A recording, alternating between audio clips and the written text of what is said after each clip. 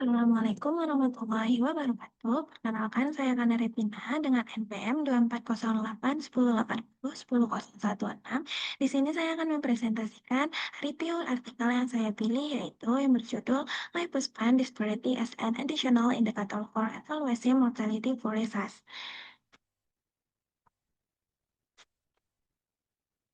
Adapun latar belakang dari artikel yang saya pilih ini adalah terdapat hal yang menarik dari penelitian, yaitu adanya keterbatasan penggunaan life expectancy sebagai satu-satunya indikator mortalitas. Selama ini, jika harapan hidup suatu populasi meningkat, kita sering menganggap bahwa kondisi mortalitasnya semakin baik. Namun, indikator tersebut hanya menunjukkan rata-rata umur hidup penduduk dan tidak menjelaskan bagaimana penyebaran umur saat kematian itu terjadi. Yang artinya, dua model dapat menghasilkan nilai harapan hidup yang sama, tetapi pola yang dimilikinya itu sangat berbeda. Karena itu, peneliti mengusulkan penggunaan life- lifespan disparity untuk melihat variasi umur saat kematian sehingga evaluasi mortalitas menjadi lebih lengkap. Penelitian ini bertujuan untuk membuktikan bahwa lifespan disparity dapat digunakan sebagai indikator tambahan dalam mengevaluasi hasil peramalan mortalitas. Selain itu, peneliti juga membandingkan kinerja tiga model mortalitas. Melalui perbandingan tersebut, peneliti ingin mengetahui model mana yang paling baik dalam menggambarkan tidak hanya harapan hidup, tetapi juga variasi umur saat kematian. Namun, kebaruan utama penelitian ini terletak pada pendekatan evaluasinya. Jika penelitian sebelumnya lebih banyak berfokus pada life expectancy, penelitian ini menambahkan lifespan disparity sebagai ukuran evaluasi. Dengan kombinasi, kedua indikator tersebut hasil evaluasi menjadi lebih komprehensif karena dapat mengajukan rata-rata umur hidup sekaligus ketidakmerataan umur saat kematian dalam populasi. Adapun metode matematika atau statistika yang digunakan pada penelitian ini yaitu terbagi menjadi 5 metode. Yang pertama yaitu penggunaan life table digunakan untuk menghitung life expectancy dan lifespan disparity. Kemudian tiga model lainnya yaitu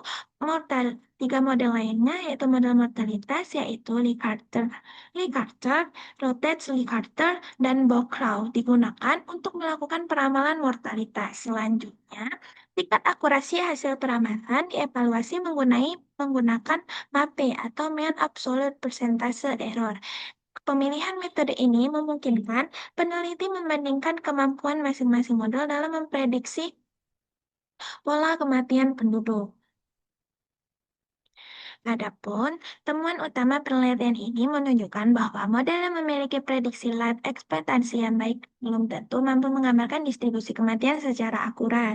Nah, pada kasus Italia, ketiga model menghasilkan prediksi yang relatif baik karena pola mortalitasnya cenderung stabil sehingga lebih mudah untuk diprediksi. Namun, pada Jepang dan Denmark, ditemukan perbedaan kinerja antar model karena pola mortalitas di kedua negara tersebut lebih kompleks dan mengalami perubahan yang lebih dinamis. Penelitian ini juga menemukan bahwa Walcrow model memiliki performa terbaik dalam menangkap perubahan lifespan disparity. Hal ini menunjukkan bahwa model tersebut lebih mampu menggambarkan variasi umur saat kematian dibandingkan model lainnya. Sementara itu, Lee Carter model cukup baik dalam memprediksi life expectancy, tetapi kurang optimal dalam menjelaskan perubahan lifespan disparity.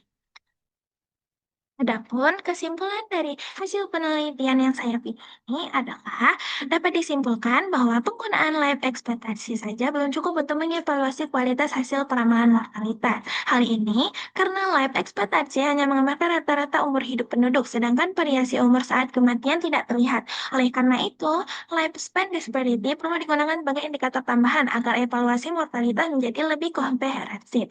Penelitian ini juga menunjukkan bahwa Crow model memiliki kemampuan yang lebih baik dalam menggambarkan variasi umur saat kematian, sehingga berpotensi menghasilkan proyeksi mortalitas yang lebih realistis untuk analisis demografi di masa mendatang. Sekian presentasi yang dapat saya sampaikan. Apabila ada kesalahan, saya memohon maaf. Saya tutup. Wassalamualaikum warahmatullahi wabarakatuh.